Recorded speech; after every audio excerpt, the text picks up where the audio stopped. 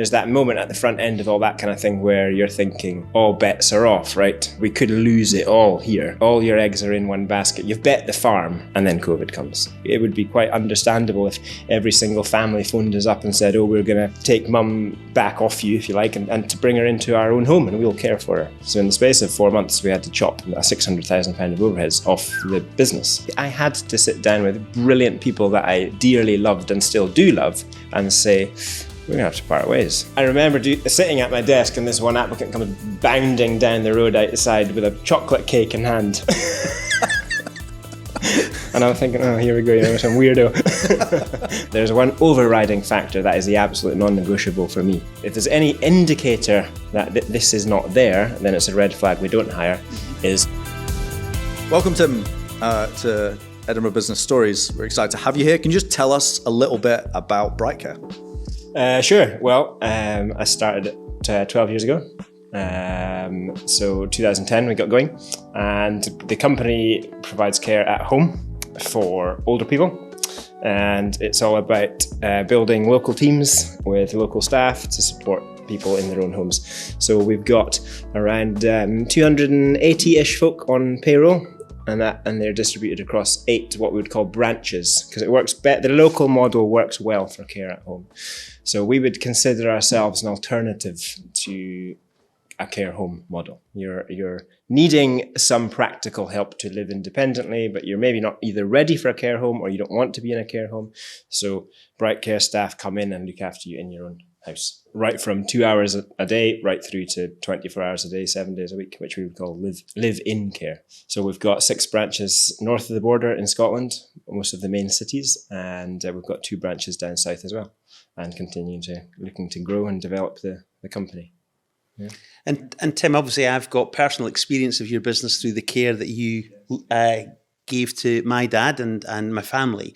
So I know kind of from that, and also through kind of just knowing about business, that you're in the people business, and people are obviously your biggest asset. So tell us a little bit about your angle on people and your approach to kind of gathering the team together. Well, I think for me, that's the most, that's the funnest part of the business journey. It's like, there's nothing more exciting than a great hire, right? You're sitting in an interview situation and you think, this person's brilliant, we'd love to have them on the team.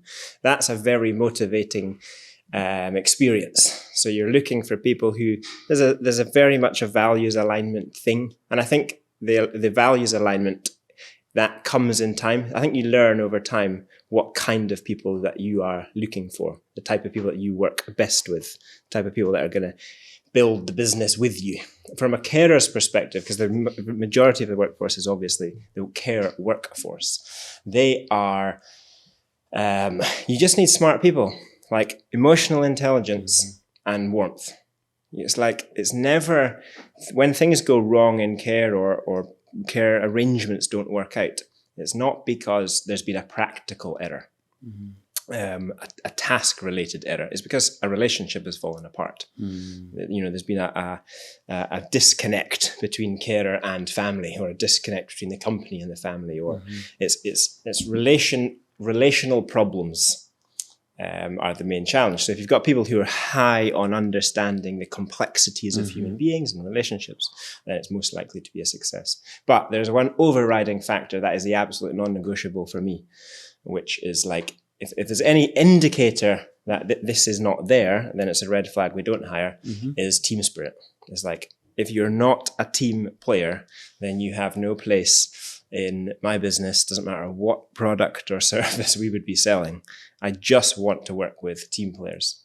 And interestingly, in the care sector, you do obviously get brilliant team players, but you can also find people who kind of want to go solo, right? Be a bit maverick, be a hero, kind of position themselves to be the star of the show in maybe caring for an elderly client. But actually, care for elderly clients works best when everyone is rallied around the project, you could say, of caring for someone's loved one with a kind of a united front. It's like, we're all in. No one here is the star of the show. We're all in this to make this a success for that.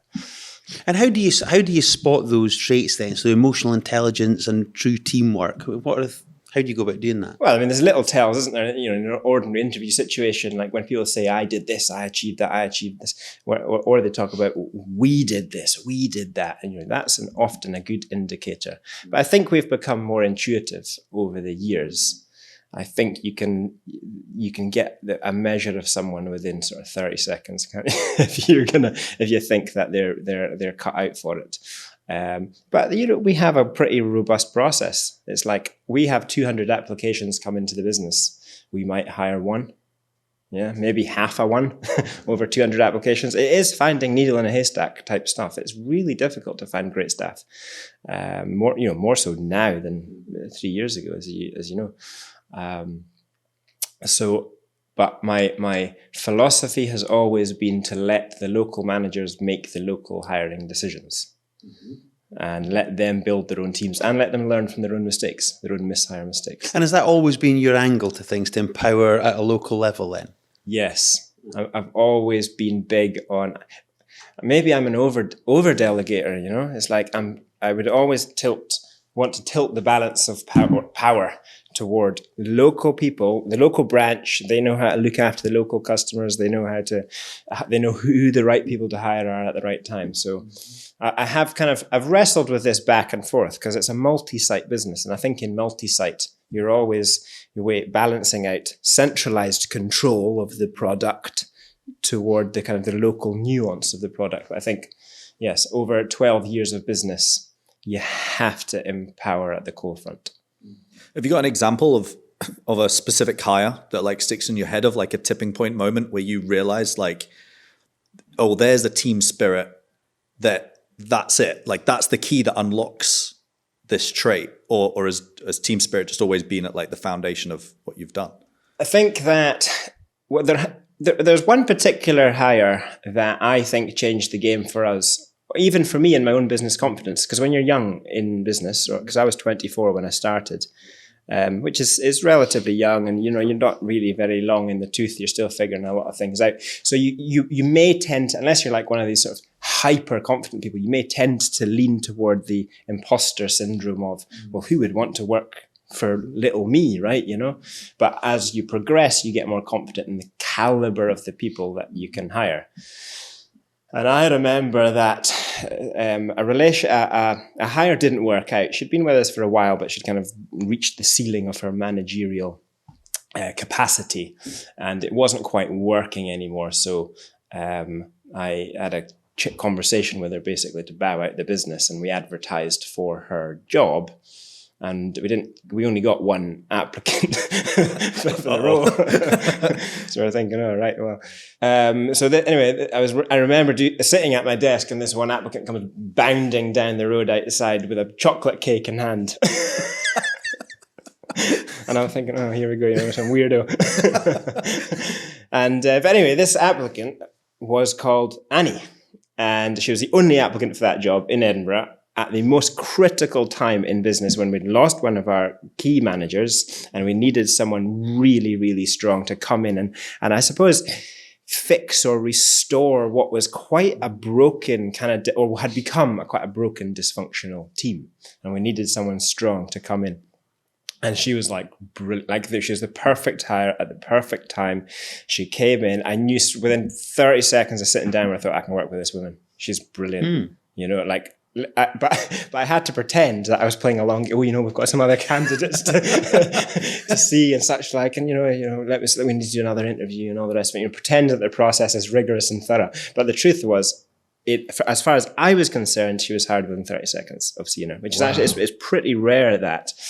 So I actually had a friend's wedding to go to in Brazil, like a couple of days later. So I went to Brazil for a week and left her hanging the whole time that I was away in Brazil to sort of pretend that there was like lots of other candidates to see. But anyway, I did hire her, and she was one of the best hires we've ever had in the business. And you know, she came into what was a dysfunctional team, and she turned it into an energized, motivated set of team players. And of course, new brush sweeps clean, right? So there's always an element of, well, okay, this person's not going to quite cut it in under my watch. And so in this person comes and it's like, okay, this is, and so you hire some fresh blood in and you maybe get rid of some old blood as well. And that is very healthy for a business to have a kind of a reset, I suppose you could say it like that. And that came at just the right time. But what was interesting off the back of that hire, you sort of think, oh, well, if someone of that really great positive energy, can-do spirit, team player, leadership ability is willing to work for me, then I can find more of those people, right? There's more of them out there who will be willing to. So it's a confidence boost for you, yes. And sometimes that's a bit of luck. I do think you get lucky. So I would say that in a way it was lucky. But I mean, of course, the bit that isn't the luck is that she wanted to work for me or us. She wanted to be in our business. So she obviously saw something that was like, I can work with Tim. And Tim, you obviously mentioned that 24 years old, that's quite early to start a business. Where did that idea come from to even start the business? Well, I always wanted to have my own business. That was always the plan, even at like 17, 18, but I didn't really know what that might look like. And I don't do regrets, of course. I think that's an unhealthy mindset, but, I could have started earlier if I had come across the right ideas and all the rest of it. But I read a book. So a friend of mine gave me a book called The E-Myth. Mm-hmm. And I sort of thought, this is, the whole idea of the E-Myth is if you're an architect, don't start an architect's firm. And if you're a joiner, don't start a building company. If you're a hairdresser, don't open a hairdressing salon. Because the activities, the skill set required to run a business is a unique skill set. So you should actually, your interest and your passion should be running and building the business, not necessarily being hyper skilled or knowledgeable about the product that the business itself sells. So then it just became the hunt of, okay, I love that idea, the principle of that. Mm-hmm. So then it's like, what industry, right? What are the opportunities out there in the world? It was literally a blank canvas. It was like Google growth opportunity, growth businesses for the next 40 years. And, there's a few different things that came up, but care was one of them. I didn't know anything about care. I just started researching and digging into it. You start writing a bit of a business plan. Oh, maybe we could have a care business. And actually, you can subject all of these ideas to kind of the 3-week rule. I mean, if you're still as excited about them 3 weeks later after you've really started digging in, then you think this could stick. Yeah. And it did stick. I then ended up going out to America to see someone's business who was similar, and they were like, yeah, Tim, you could totally do this, and this is how I did it, and all the rest of it. And then I made some connections, and I actually went to get a job in a care home, not because I wanted to necessarily understand the detailed work that the business might do, but because I wanted to just get some hands-on sense of the industry as a whole. If I was going to start a tire fitting business, I would just go and get a job in Quick Fit for 6 months. Just to get a feel. And it's amazing what you pick up if you're willing to kind of just be at the bottom of a business and watch it all happening. Yeah. So after that, 3 weeks, it was still kind of of interest to you. And how quickly after that did you then go over to the States? It was probably within 3 or 4 months of was that. It really? Right. Yeah, it was like quite early on. Okay. And then after that trip, it was like, it's definitely, let's make it happen. So it went from, I remember actually, it went from idea, like the idea dropping into your head to 100% all in starting the business inside 12 months it was. Yeah. Was it really? I think it was 10 months or something. Like I had a job at the time, sort of a normal job to quitting and sorting my life out and being all in. Yes. And the worst piece of advice I ever got actually was from, this is why I don't bank with Barclays, but you go around the banks to like get some cash and that. And it's like, she said, what you should do is you should really stick at your current job and start the business tentatively, so that you're offsetting the risk when you get started. And I think that's terrible, terrible advice. Go all in, like put everything on the line, remortgage the house, sell your kids, sell your car, get rid of put everything on the line, because if you burn, that's what the Vikings did when they invaded Britain. Yeah, they burned their boats on the shore, and then all the Viking warriors are motivated to like conquer the British. Because there's no going back. There's no boat back there. There's no retreat. You can't retreat. So I think that's a healthy principle that I think spurred me on in those early days, because I had pretty much everything to lose. So it forces you to get the job done and try and get the business profitable. Sounds quite risk averse, doesn't it? That isn't, because that's advisable to start young, I think, because as soon as if you've had like let's say a proper job, for 20 years, it's very difficult you've maybe there's a mortgage and there's financial commitments on a monthly basis, and it's difficult to leave that level of comfort or security and gamble everything on a new business. But when you're in your early 20s, you don't have anything anyway. You must have been pretty convinced, right, that you had a positive future in front of you to kind of take the jump. Or the boat was burnt, so you didn't have a choice. I think the latter. When you have a little success, there is some people who are just have this baked in uber confidence, right? But it's never really been me. But you can build upon little successes, and it's like you build into your mindset. Well, that was the last time I did this; it was successful. Should be successful this time. And the inverse of that is, oh well, I failed at that the last time, so I'll definitely fail at it next time. And you can have the opposite effect, and it's a mind over matter issue. Building a business, really, you've just got to have the confidence to build on your successes and not focus on the failures. And so small little successes. You just focus on them and you build gradually. And I remember thinking, so we started the business in Edinburgh, of course, hence the Edinburgh Business Stories podcast. And then it's like, we thought, well, maybe we could do Glasgow, right? I mean, Glasgow felt like a logical next step. But that didn't feel like a next step until we'd got some degree of success in Edinburgh. I didn't start out from day one thinking, let's do Edinburgh, and then two weeks later we'll do Glasgow and all the rest of it. It's kind of like gradual baby steps to build your vision or ambition, indeed, for what you could maybe achieve. So talking of, I guess, of kind of building or having to take confidence from previous times, 2020 hits, COVID hits. You're in an industry that was quite affected by the whole thing. Like, what was the story of BrightCare through that? It was quite annoying. I remember it being quite annoying because it's such unknown. I mean, I think there's that moment at the front end of all that kind of thing where you're thinking all bets are off, right? We could lose it all here.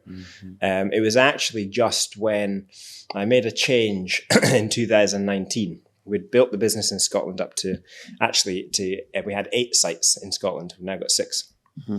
More on that later, maybe. But it's like we'd moved down south to build the business down south because there's even where I live just outside a village called a town called Guildford. There's more people within an hour of where I live than there is in the whole of Scotland. The opportunity size is greater. So it made logical sense if I was serious about building the business. So we'd only just moved down there, and almost when you'd make a change like that, it's like starting from scratch. So it's all your eggs are in one basket. You've bet the farm on a expansion plan, and then COVID comes. So that was annoying. Annoying. Understand. And expensive, right? I mean, the amount of money just of the cost of maybe trying to sustain business or keep do business and all the unknowns became very, very frustrating. It's like you can't plan. I always like to see clearly. I like to have a plan, like every single year, the front end of every single year, I make a list of goals, both personal and business goals. And they're like the type of goals that are like, yeah, if everything kind of goes my way, we'll nail that. They're not crazy stuff. It's like they feel reachable. But you stopped being able to dream. Right, you stopped being able to sort of have a sense of the future and predict the trajectory of the business, or indeed your personal sort of hopes and aspirations, and that's quite a difficult kind of limbo to be in. You just sort of sat there like, I don't know. I thought I knew everything because we'd always had a stable business environment. 2010 to 2019. We're pretty rock solid. We'd got consistent year-on-year growth. The economic conditions were fairly stable and such like. But then all that was kind of out the window. So it's just the unknowns. I like to be in control. You feel a lot happier in life if you're in control of things. You're in control of your own destiny of sorts. And that's why people, I think, start their own businesses, because they like the freedom. They like to be the autonomy of saying, well, I live or die by the decisions that I make. So by this time you've got a large team, 280 odd people. What's the message to them? How do you kind of get your arms around them and send out a comforting message, if indeed that's what you did? Yes. Well, I think I had great people around me at the time who sort of helped to get some of that messaging right, because everyone handles these sorts of things different. You've got the sort of all panic stations at one end to I don't really care, I'll be fine at the other. People are on a wide spectrum, but I think the general messaging was batten down the hatches. Let's just growth is on the cards, off the cards. The existence of the business is even off the cards. Let's just focus on the looking after existing customers, and let's focus on supporting and looking after our existing staff. So we actually switched off recruitment and we switched off onboarding of any new customers, because the truth is we didn't know if half or all the customers would kind of walk anyway at the front end. It would be quite understandable if every single family phoned us up and said, oh, we're going to take mum back off you, if you like, and to bring her into our own home and we'll care for her. And the business could be toast. So that was the approach. Just focus on our existing customers, existing staff. Did it work? I think it worked in terms of the sense the workforce needs to feel that the business is in control and it's not flapping around. So it's really good for creating very stable foundation. Like you can hook onto that and say, okay, the business is focused on what it's trying to do, or maybe not do. We ditched a whole lot of growth assets. We had plans to grow. We ditched, bang, bang, bang, gone. Forget all that. Just this for now. So this is good for some people. But, you can weigh up in hindsight, you can weigh up whether it was necessary to stop recruiting. You can weigh up whether it was necessary to stop taking on customers. So yeah, probably a mixture. But I think if you say nothing, you have to take a stance, don't you? If you're silent on the matter, then people panic, or they could panic, or they fill in the gaps. And whenever there's a leadership vacuum, people just make stuff up. It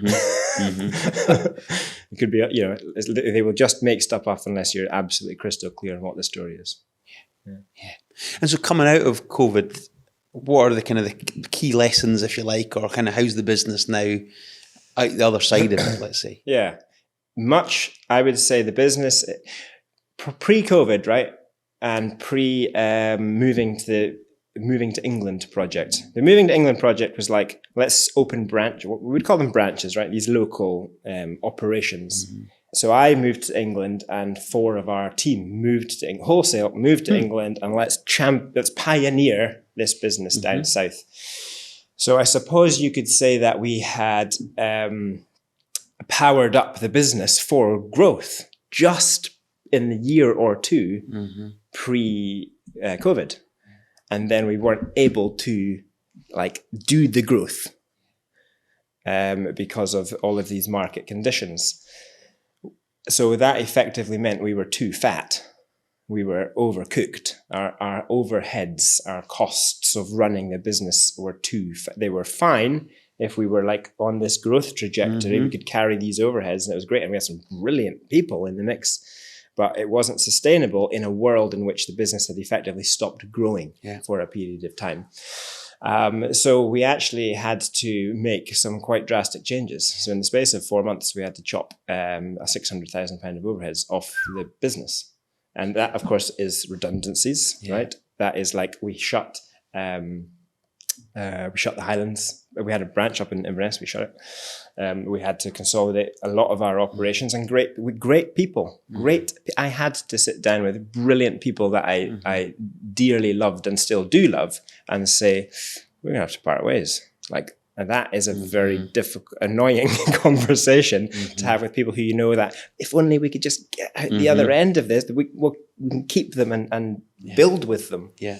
But if we didn't make the cuts, then the business would be dead and we'd have nothing to build. So other side of COVID, we are a much leaner business. I think we've probably, in the process of becoming leaner, we've gotten back some of our kind of entrepreneurial startup spirit, you could say.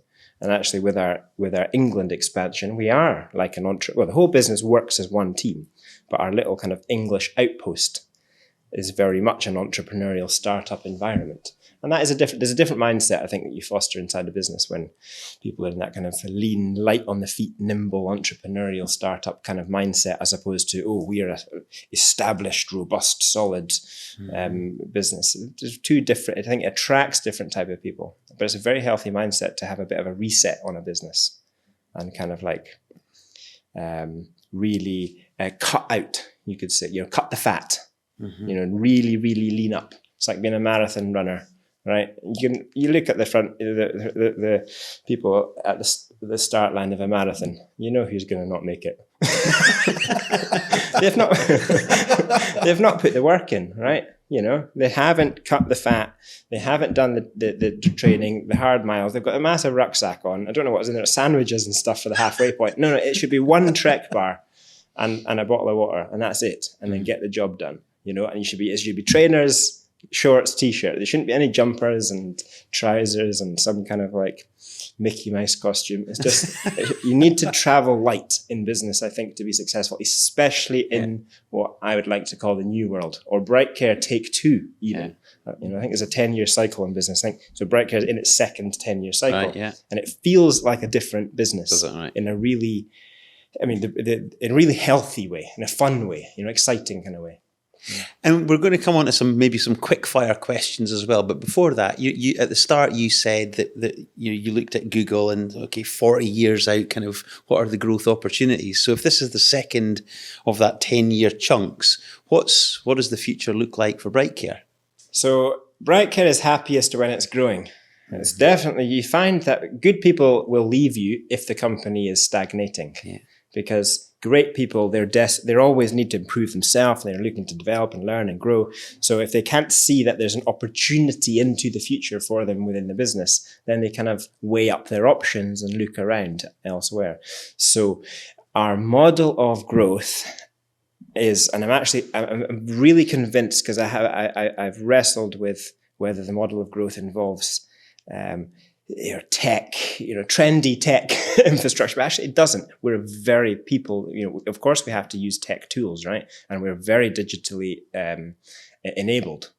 But the core business runs on local humans looking after local carers, looking after local customers. And so it's very human driven, very human relationship driven. And it works on opening the next site. Where's the next opportunity? Where's the next Edinburgh, the next Glasgow? What are the next towns where there's enough of a workforce and enough of a clientele that can support our business model? And certainly right now, I could give you some nonsense about, and I don't like when I hear this, like, let's open 1 million sites, in the next year. And, it's a lot of rubbish. You've just got to chip away and walk before you can run. So I would say, in terms of Bright Care's skill set and capability, I thought 3 years ago we were ready to jog from a walk, because we've opened one branch a year since we opened, and I thought we were ready to up the ante in growth, maybe two sites a year or 3 sites a year. But the truth is, no, 1 site a year. I think 10% growth of new sites is quite healthy. So if we've got 10 sites and we open 1 this year, brilliant. If we open 2, that's a bonus. I'll take that. Mm-hmm. And then let's build on that. So maybe next year, 2024, we get 2 sites in 2024. Mm-hmm. People always overestimate what they can achieve in 2 years, but they underestimate what they can achieve in 10. Mm-hmm. And that is absolutely true of Bright Care looking back in 10 years. Mm-hmm. So whilst I'm frustrated, you could maybe say the last 2 or 3 years, I actually suspect that I'll be pleasantly surprised at what Bright Care looks like in 10 years. Great. Very nice. Some relatively quick fire, but you can take as long as you like. Try it. Yeah. Scariest moment that you've had in the journey. The scariest moment. Like I touched on, front end of code was the most unknown. That was the most. But I think probably actually, okay, I'm not the type to get sort of scared, right? But we did sell up everything in Edinburgh to move down south. So I did bet the farm. I had quite a nice situation, right? I had friends and like, I was within an hour's drive of all of our branches, and I had a very day-to-day meaningful relationship with so many of our staff. And then I kind of threw that away to gamble on trying to start the business down south. So, and that's kind of scary because we didn't know anyone down south at all. You're starting from scratch again. So it's exciting and scary. It reminded me of when we first started Bright Care. It's like, I'm like a little kid again, starting a business for the first time. That's what it felt like. And what about luckiest break then? As you look back over the luckiest break. Well, I think all the lucky breaks have been staff related. All the lucky breaks have been finding great people at just the right time.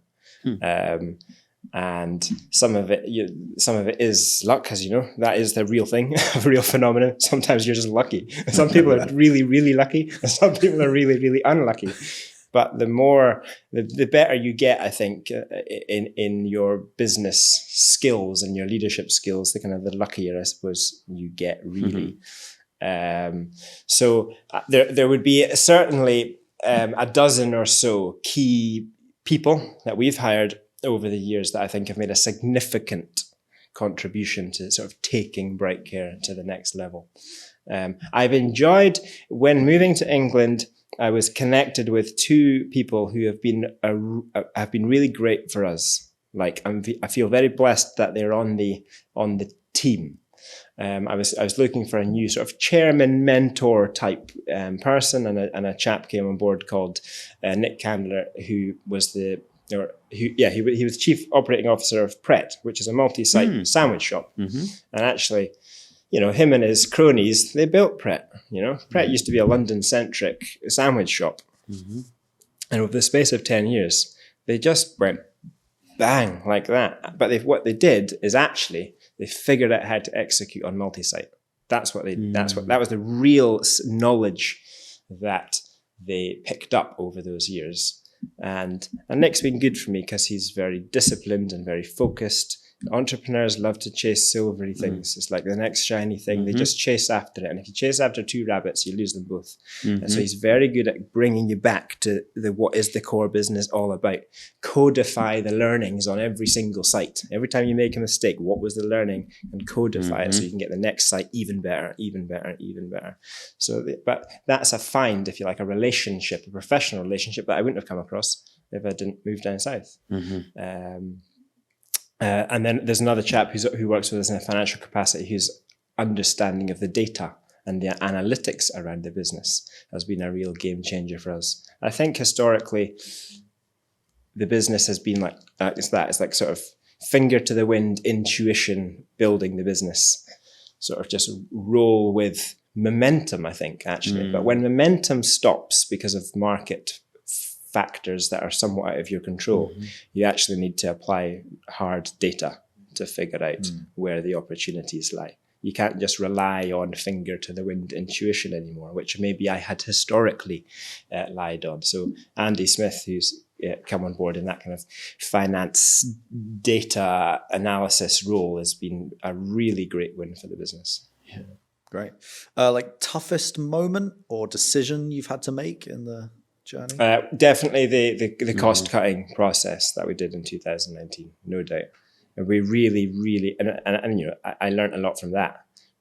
I learned that better to overcook it than undercook it. Because if you undercook it, you have to have a round 2 of cost cutting. And no one likes a round 2 of cost cutting. That's when the resignations start coming in, because people think this business is falling off a cliff. So just cut hard and cut deep if you're going to have to make a drastic change. Yeah. And the flip of that is what brings you joy in business? Oh, the team camaraderie, the team spirit, that sense that everyone is united around the project, that they are working not as individuals, but they're working as one team for building something bigger than themselves. So finding great folks, aligning them to the direction of the business, seeing them happy and energized and motivated in what they do.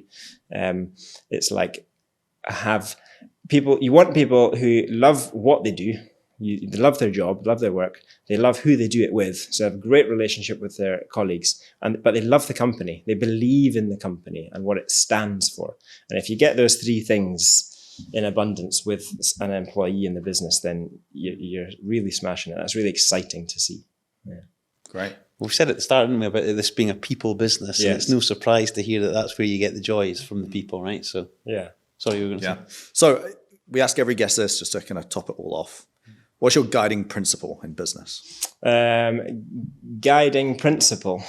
I think the guiding principle is to be ruthless in finding the right people who you can be excited about working with.